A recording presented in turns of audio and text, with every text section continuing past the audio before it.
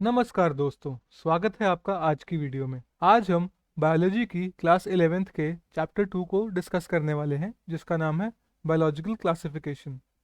Aristotle वो पहला आदमी था जिसने कोई भी साइंटिफिक क्लासिफिकेशन की तरफ अटेम्प्ट किया। उसने प्लांट्स को ट्रीज, श्रब्स और हर्ब्स में डिवाइड किया और एनिमल्स को उनके अंदर रेड ब्लड है या नहीं उस बेसिस पे डिवाइड किया। इसके बाद लिनियस ने एक two kingdom system of classification दिया, जिसके अंदर एनिमल और प्लांट किंगडम थे। ये सिस्टम ना तो यूकैरियोट्स और प्रोकैरियोट्स के बीच में डिस्टिंग्विश करता था, ना यूनिसेलुलर और मल्टीसेलुलर ऑर्गेनिजम्स के बीच में, और ना ही फोटोसिंथेटिक और नॉन फोटोसिंथेटिक ऑर्गेनिजम्स के बीच में। बहुत से ऑर्गेनिजम्स किसी भी कैटेगरी में नहीं आते थे। इसी के साथ ही बेसिक मॉर्फोलॉजिकल फीचर्स जैसे कि cell structure, nature of wall, mode of nutrition, habitat, methods of reproduction और एवोल्यूशनरी रिलेशनशिप्स पर फोकस नहीं कर रहा था। 1969 में आर.एच. विटेकर ने एक 5 किंगडम क्लासिफिकेशन प्रपोज किया, जिसके अंदर 5 किंगडम्स थे: मोनरा, प्रोटिस्टा, फंगाई, प्लांटे और एनिमेलिया। आप अपनी स्क्रीन पर देख सकते हैं कैसे इस टेबल के थ्रू इस क्लासिफिकेशन को बहुत ही अच्छी तरह से डिपिक्ट किया गया है। जिन फीचर्स के ऊपर एक क्लासिफिकेशन बिल्ट है वो है cell type, cell wall, nuclear membrane, body organisation और मोड ऑफ न्यूट्रिशन। इसके अलावा एक 3 डोमेन सिस्टम भी है, जिसके अंदर मोनरा को 2 डोमेन्स में बांटा गया है और सारे के सारे रिमेनिंग यूकैरियोटिक ऑर्गेनिजम्स को थर्ड डोमेन में रखा गया है, जिससे कि एक 6 किंगडम क्लासिफिकेशन बन जाती है। इस चैप्टर में हम किंगडम मोनरा, प्रोटिस्टा और फंजाई के बारे में पढ़ेंगे। प्लांट्स और एनिमल्स को अगले चैप्टर्स में कवर किया गया है। तो बिना कोई देर करे चलिए शुरू करते हैं। अब हम किंगडम मोनरा की बात करते हैं। बैक्टीरिया इस किंगडम के सोल ऑर्गेनिजम्स हैं। ये सबसे ज्यादा एबंडेंट माइक्रो ऑर्गेनिजम्स हैं। एक मुट्ठी भर मिट्टी के अंदर करोड़ों बैक्टीरिया होते हैं। ये एक्सट्रीम्स ऑफ हैबिटेट्स जैसे कि हॉट स्प्रिंग्स, डेजर्ट्स, स्नो और डीप ओशंस में पाए जाते हैं। बहुत से बैक्टीरिया दूसरे ऑर्गेनिजम्स के ऊपर पैरासाइट्स की तरह रहते हैं। शेप के बेसिस के ऊपर बैक्टीरिया को 4 ग्रुप्स में डाला गया है: स्पेरिकल शेप जिन्हें कोकाई बोलते हैं, रॉड शेप जिन्हें बैसिलाई बोलते हैं, कॉमा शेप जिसे विब्रियम बोलते हैं, और स्पाइरल शेप जिन्हें स्पिरिलियम बोलते हैं। इस डायग्राम में आप देख सकते हो कि कौन सी बैक्टीरिया की कैसी शेप होती है। एमसीक्यूज में ये फोटोज देके पूछ लिया जाता है कि कौन सी शेप का बैक्टीरिया है। कुछ बैक्टीरिया ऑटोट्रॉफिक होते हैं, जिसका मतलब है वो अपना खाना खुद बना सकते हैं। वो अपना खाना या तो रोशनी की मदद से बना सकते हैं, जिन्हें हम फोटोसिंथेटिक ऑटोट्रॉफिक बैक्टीरिया कहते हैं, या फिर केमिकल्स की मदद से बना सकते हैं, जिन्हें हम कीमोसिंथेटिक ऑटोट्रॉफिक बैक्टीरिया बोलते हैं। लेकिन बहुत से बैक्टीरिया हेटेरोट्रॉफ्स होते हैं, जिसका मतलब है कि वो दूसरे ऑर्गेनिजम्स पे या फिर डेड ऑर्गेनिक मैटर पे अपने खाने के लिए डिपेंड करते हैं। किंगडम मोनरा को भी आगे 2 कैटेगरीज में डिवाइड कर दिया गया है। इसमें पहली कैटेगरी है आर्की बैक्टीरिया। ये सबसे ज्यादा हार्श हैबिटेट्स में पाए जाते हैं, जैसे कि एक्सट्रीमली सॉल्टी एरियाज जिन्हें हेलोफाइल्स बोलते हैं, हॉट स्प्रिंग्स जिन्हें थर्मो एसिडोफाइल्स बोलते हैं, और मार्शी एरियाज जिन्हें मिथेनोजेंस बोलते हैं। इनका सेलुलर स्ट्रक्चर बाकी बैक्टीरिया से थोड़ा डिफरेंट होता है, और इसी वजह से ये इतने एक्सट्रीम कंडीशंस में सर्वाइव कर पाते हैं। मिथेनोजेंस जो कि मार्शी एरियाज में पाए जाते हैं, वो काउज और बफलोज की गट में भी मिलते हैं, और यहाँ पे ये बायोगैस की प्रोडक्शन के लिए रिस्पॉन्सिबल होते हैं। सेकेंड कैटेगरी है यू बैक्टीरिया, यानी कि ट्रू बैक्टीरिया। इनके अंदर एक रिजिड सेल वॉल, और अगर ये मोटाइल होते हैं तो एक फ्लैजिला पाया जाता है। इसमें साइनोबैक्टीरिया होते हैं, जो फोटोसिंथेटिक ऑटोट्रॉफ्स होते हैं। इनके अंदर क्लोरोफिल ए प्रेजेंट होता है। ये यूनिसेलुलर होते हैं, और ये कॉलोनियल या फिलामेंटस हो सकते हैं, और ये फ्रेश वाटर, मरीन वाटर और लैंड तीनों पे पाए जाते हैं। इनकी कॉलोनीज एक जेलेटिनस शीट से सराउंडेड होती है। ये पोल्यूटेड वाटर बॉडीज में ब्लूम करते हैं। इनमें से कुछ एटमॉस्फेरिक नाइट्रोजन को फिक्स कर सकते हैं, और उनके पास स्पेशलाइज सेल्स होते हैं जिन्हें हम हेटेरोसिस बोलते हैं। इसका एग्जाम्पल है नॉस्टॉक और anabaena. Chemosynthetic autotroph bacteria nitrates, nitrites और अमोनिया को ऑक्सीडाइज करके और उससे बनाई एनर्जी से खाना बनाते हैं।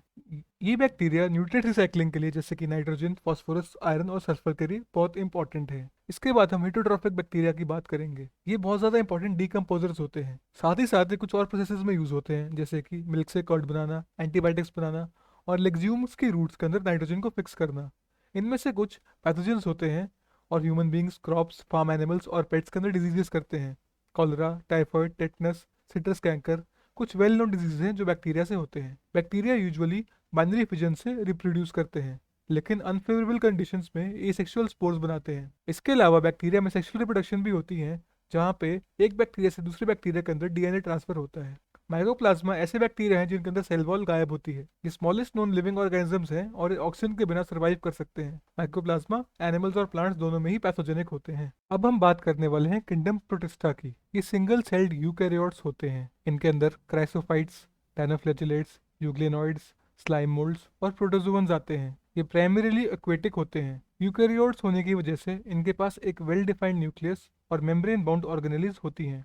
इनमें फ्लैजिला और सीलिया भी हो सकते हैं। ये बोथ सेक्सुअली और एसेक्सुअली रिप्रोड्यूस करते हैं। इसमें सबसे पहले हम बात करेंगे क्राइसोफाइट्स की। इसके अंदर डायटम्स और गोल्डन एल्गी होते हैं। ये बहुत फ्रेश और मरीन वाटर में पाए जाते हैं। ये बहुत छोटे और माइक्रोस्कोपिक होते हैं और ये पानी के ऊपर पैसिवली फ्लोट करते हैं, जिनको हम प्लैंकटन्स बोलते हैं। ये ज़्यादातर फोटोसिंथेटिक होते हैं। डायटम्स की सेल वॉल्स में ओवरलैपिंग शेल्स होती है जो एक सोप बॉक्स की तरह आपस में फिट हो जाती हैं। इन शेल्स के अंदर सिलिका होता है जो इनकी वॉल को इंडेस्ट्रक्टेबल बना देता है। जब डायटम्स मर जाते हैं तो जो पीछे सिलिका छूट जाता है उससे नेचर के अंदर बहुत बड़े बड़े सेल वॉल डिपॉजिट्स बन गए हैं, जिन्हें डायटमेशियस अर्थ बोलते हैं। ये ग्रिटी होते हैं और इन्हें पॉलिशिंग, फिल्ट्रेशन ऑफ ऑयल्स और सिरप्स में यूज़ किया जाता है। डायटम्स को ओशंस का चीफ प्रोड्यूसर भी बोलते हैं। अब हम बात करेंगे डायनोफ्लैजिलेट्स की। ये मरीन फोटोसिंथेटिक ऑर्गेनिजम्स हैं। इनका colour yellow, green, brown, blue और रेड हो सकता है डिपेंडिंग अपॉन के कौन सी पिगमेंट बना रहे हैं। इनकी भी स्टिफ सेलुलोज की प्लेट होती है इनके आउटर सरफेस पे। इनके अंदर दो फ्लैजिला होते हैं, एक लॉन्गिट्यूडनली पड़ा होता है और दूसरा transversely in a furrow between the wall plates. बहुत टाइम ऐसा होता है कि रेड डायनोफ्लैजिलेट्स इतनी जल्दी मल्टीप्लाई करते हैं कि ये पूरी की पूरी सी को रेड अपेयर करवा देते हैं। साथ ही में ये टॉक्सिन्स प्रोड्यूस करते हैं जो कि बहुत सारी मरीन एनिमल्स को मार देता है। नेक्स्ट हम बात करेंगे यूग्लिनॉइड्स की। ये फ्रेश वाटर ऑर्गेनिजम्स हैं जो कि स्टेगनेंट पानी में पाए जाते हैं। सेल वॉल की जगह इनकी बॉडी पे एक प्रोटीन रिच लेयर होती है जिसे हम पेलिकल बोलते हैं। ये इनकी बॉडी को बहुत ही ज़्यादा फ्लेक्सिबल बना देता है। इनके पास दो फ्लैजिला होते हैं, एक शॉर्ट फ्लैजिला और एक लॉन्ग फ्लैजिला। सनलाइट के प्रेजेंस में तो ये फोटोसिंथेटिक होते हैं, लेकिन जब इन्हें सनलाइट नहीं मिलती तो हेटरोट्रॉफ्स की तरह बिहेव करते हैं और दूसरे ऑर्गेनिजम्स के ऊपर प्रीडेट करते हैं। ये देखा गया है कि इनके पिगमेंट्स हायर प्लांट्स के पिगमेंट से मैच करते हैं। इसका एग्जाम्पल है यूग्लिना। अब हम बात करेंगे स्लाइम मोल्ड्स की। ये सैप्रोफिटिक प्रोटिस्ट्स हैं। इनकी बॉडी डिकेइंग ट्विग्स और लीव्स के साथ मूव करती है और ऑर्गेनिक मटेरियल को इनगल्फ कर लेती है। सूटेबल कंडीशंस में ये सब जुड़ के बहुत बड़े बड़े प्लाज्मोडियम्स बना लेते हैं जो कि कुछ फीट से भी ज़्यादा बड़े हो सकते हैं। लेकिन अनफेवरेबल कंडीशंस में ये प्लाज्मोडियम डिफ्रेंशिएट कर जाते हैं और फ्रूटिंग बॉडीज बनाती हैं जिनके स्टिप्स के ऊपर स्पोर्स होते हैं। ये बहुत ही रेजिस्टेंट होते हैं और they can survive for many years, बहुत ही एडवर्स कंडीशंस में भी। इनके स्पोर्स एयर करंट से डिस्पर्स होते हैं। इसके बाद आती है बारी प्रोटोजोन्स की। ये हमेशा ही हेटेरोट्रॉफ्स होते हैं और ये प्रेडेटर्स की तरह या पैरासाइट्स की तरह दूसरे ऑर्गेनिजम्स के ऊपर रहते हैं। ये एनिमल्स के प्रिमिटिव रिलेटिव्स माने जाते हैं। चार ग्रुप्स होते हैं प्रोटोजोन्स में। सबसे पहले अमीबॉइड प्रोटोजोन्स। ये फ्रेश वाटर, सी वाटर या मॉइस्ट सॉइल में पाए जाते हैं। घूमने के लिए और खाना पकड़ने के लिए ये नकली पैर जैसा कुछ बना लेते हैं जिन्हें हम सूडोपोडिया बोलते हैं।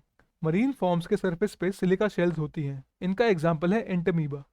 अब हम बात करेंगे फ्लैजिलेटेड प्रोटोजोन्स की। ये या तो फ्री लिविंग हो सकते हैं या पैरासिटिक। इनके पास एक फ्लैजिला होता है। पैरासिटिक फॉर्म्स कुछ डिजीजेस करती हैं जैसे कि स्लीपिंग सिकनेस। इसका एग्जांपल है ट्रैपैनोसोमा। सिलिएटेड प्रोटोजोन्स, ये एक्विटिक होते हैं और सीलिया की वजह से ये बहुत जल्दी मूव कर पाते हैं। इनके अंदर एक कैविटी होती है जिसे गलट बोलते हैं। सीलिया की कोऑर्डिनेटेड मूवमेंट से खाना गलट के अंदर जाता है। इनका एग्जाम्पल है पैरामीशियम। अब हम बात करेंगे स्पोरोजोन्स की। ये एक डाइवर्स ग्रुप ऑफ ऑर्गेनिजम्स है जिसकी लाइफ साइकिल में एक इन्फेक्शियस स्पोर लाइक स्टेज होती है। इसका एग्जाम्पल है प्लाज्मोडियम जो कि पलेरिया करता है। क्योंकि ये वीडियो बहुत ही लंबा हो गया है तो मैं इसको यहीं पे खत्म करूंगा और किंगडम फंगाई को मैं अगले वीडियो में कवर करूंगा। उम्मीद है आपको इस वीडियो से बहुत हेल्प मिली होगी। अगर आपको वीडियो पसंद आया तो इसे लाइक करो, शेयर करो और चैनल को सब्सक्राइब करो। Thank you.